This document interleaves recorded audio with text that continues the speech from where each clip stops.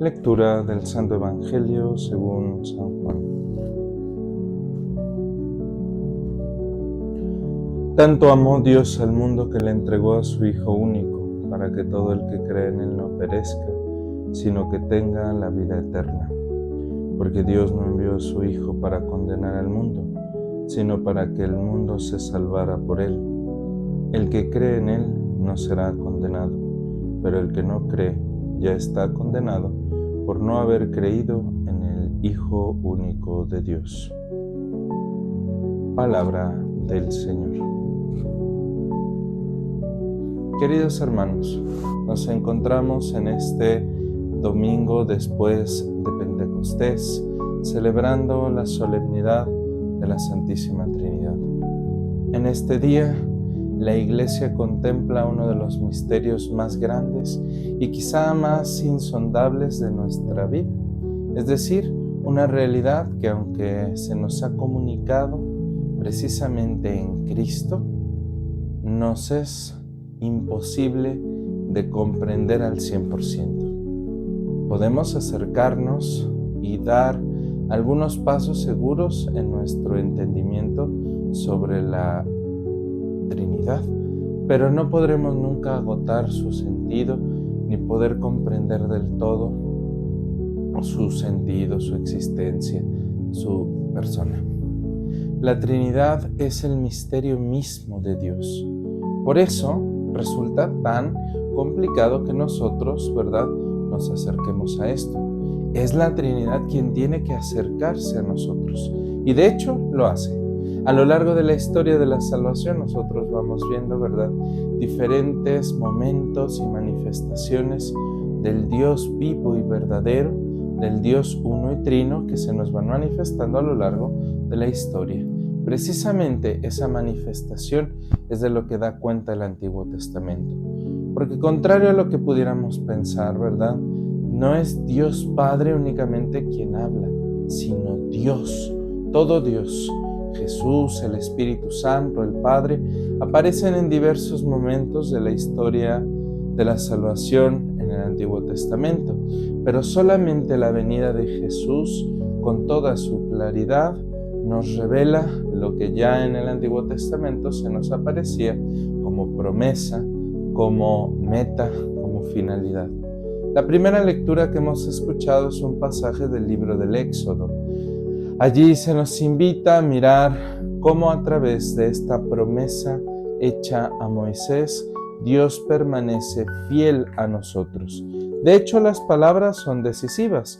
Yo soy el Señor Dios, compasivo, clemente, paciente, misericordioso y fiel.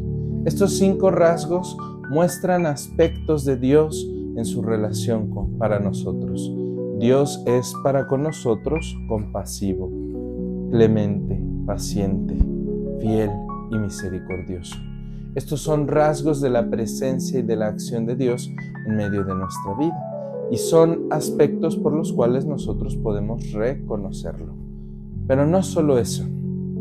Si damos un paso adelante y miramos el texto del Evangelio, San Juan nos presenta en estos 2 versículos que hemos escuchado el núcleo del mensaje del Nuevo Testamento para nosotros.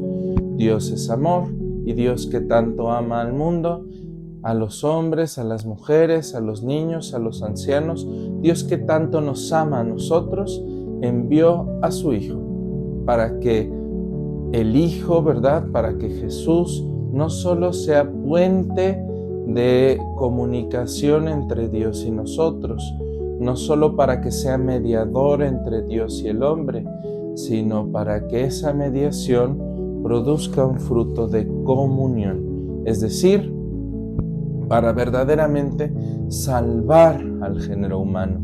Y esta salvación entonces implica no solo que reconozcamos al Dios que nos revela Jesús, que es Padre, Hijo y Espíritu Santo, sino también implica que nos demos cuenta, ¿verdad?, de cómo debe ser nuestro actuar para con ese Dios, de respeto a su voluntad, de cumplimiento de sus reglas, de su plan amoroso para nosotros, pero también de ir compartiendo nuestra vida con aquellos, ¿verdad?, que no le conocen, que no le aman, que no saben quién es. Y por esto es tan decisivo que en nuestra vida experimentemos, ¿verdad?, frutos de escucha de la palabra. Porque si no escuchamos a Jesús, no vamos a poder hacer la voluntad de Dios. Si no abrimos nuestro corazón al entendimiento de su palabra, no vamos a poder reconocer su presencia en medio de nuestra vida. Tanto amó Dios al mundo que le envió a su Hijo, para que quien crea en Él tenga vida eterna. Y la vida eterna no es otra cosa más que la vida en Dios.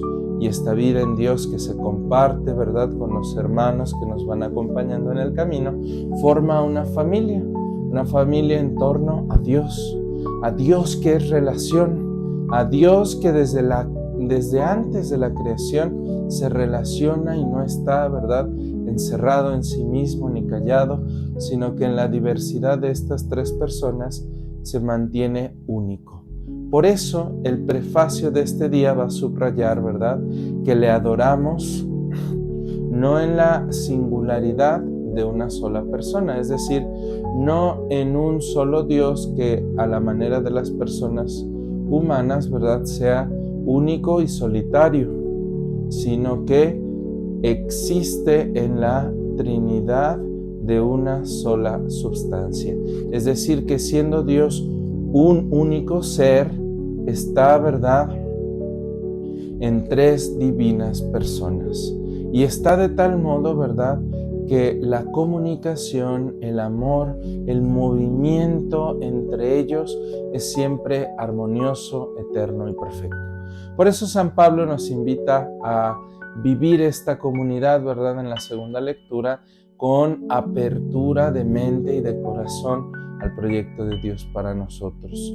Nos dice, ¿verdad?, que nos saludemos con signos de comunión y de paz.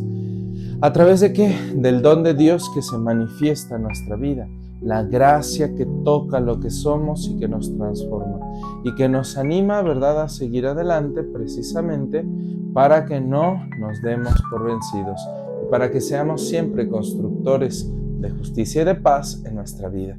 Esto es decisivo. El Señor quiere, ¿verdad?, que experimentemos en medio de nosotros los efectos de recibir sus gracias, su don, su presencia, su amor. Y eso se traduce en una vida comunitaria correcta, buena, justa. Por eso el signo que debe caracterizarnos, ¿verdad?, y por eso la liturgia adopta estos saludos al inicio de los sacramentos, la gracia, la paz de parte de Dios Padre y de Jesucristo el Señor y del Espíritu Santo estén con ustedes. Estos saludos trinitarios nos muestran que si existe una unidad en Dios, en nosotros, ¿verdad?, que somos bendecidos con su presencia y con su gracia, también debe haber una comunidad. ¿Cuánto más en nuestra asamblea? Por lo tanto, en este día de la Santísima Trinidad, aprendamos tres cosas. Primero, que Jesús nos revela a Dios como un ser que está en relación, un Padre, un Hijo y un Espíritu de amor que los une y que los mantiene continuamente en este dinamismo de comunión y de unidad. Segundo, que Dios se ha manifestado a lo largo de la historia de la salvación para llegar a nosotros. Es la Trinidad la que se nos manifiesta. Es la Trinidad la que viene a ti y quiere ayudarte, quiere transformarte, quiere explicarte las cosas para que entiendas y vivas según el proyecto de Dios. Y tercero, que ese proyecto consiste en la comunión, una comunión que se expresa, por supuesto, con Dios, porque Él es el origen de toda unidad, de toda comunión, pero también se expresa en medio de la Iglesia. Por eso, esforcémonos, ¿verdad?, por creerle a Jesús, por aprender de la Trinidad y por caminar siempre en la unidad, según la voluntad de Dios para nosotros. Esto se lo pedimos a Dios, en el nombre del Padre, y del Hijo, y del Espíritu Santo. Amén.